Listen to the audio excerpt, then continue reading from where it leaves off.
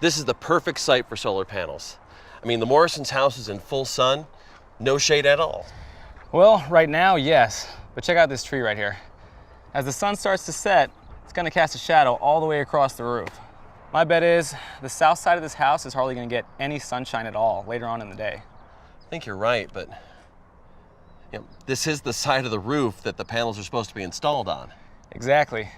But if they're not getting enough sun, the installation is not going to generate as much power as they're expecting, and then the solar panels are not going to be cost effective. It depends on a lot of different variables that are related to their utility company. Like what? Well, how are they hooked up to the grid?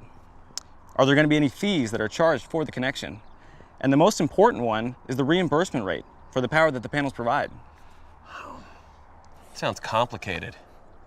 We should call the Morrisons and tell them that maybe this installation isn't such a good idea.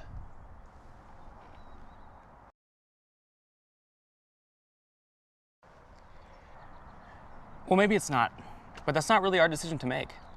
The Morrisons said they want solar panels, and they've hired us to install them. So that's what we'll do. And they'll still get some power from the panels. So even if they don't save any money, it'll still be an improvement, environmentally speaking. Well, before we jump to any conclusions, I want to get some more information first. I think that this tree is going to cast a shadow over the roof, but let's come back a little later in the day and make sure that it's a real issue. So you think we might get lucky and it might not be such a big deal? We might, but if we don't, we're going to have to figure out another way to deal with the shade. But what about all the financial stuff that you mentioned with their power company? No, I think the biggest problem is still probably going to be this tree. So we need to focus on solving that.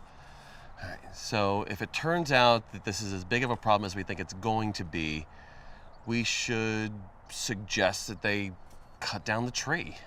Well, no, that would be a big improvement. It'd be a shame for them to lose it, though. Yeah, but it'd be a bigger shame for them not to get the solar panels.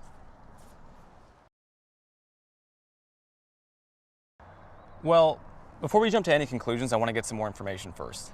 I think this tree is going to be an issue. It's going to cast some shade over the house, but let's just come back a little later on in the day, and then we can determine if it's a real issue.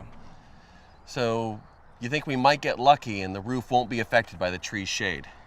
It's possible, but what I'd also like to do is observe how the shade moves over the course of the day. That way we can give them a real estimate as to how much power the panels are going to generate here. Then we can call the Morrisons and find out their rates and fees from their power company. Exactly. Depending on how much power the panels are actually generating, they might end up losing money. So we're going to have to do some math, but I really think that we can help the Morrisons determine whether or not this installation is a smart choice for them, financially at least.